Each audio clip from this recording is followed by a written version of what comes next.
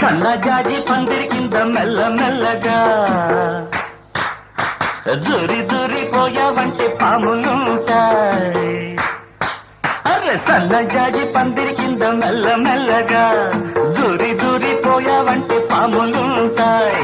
పామే వచ్చి నిన్ను చూసి దోక ఎత్తి నిలబడిపోయి పడగా విప్పి బుస్సుమంటే డంచుకు డంచుకు డంచుకు దుమ్ము. సన్నజాజి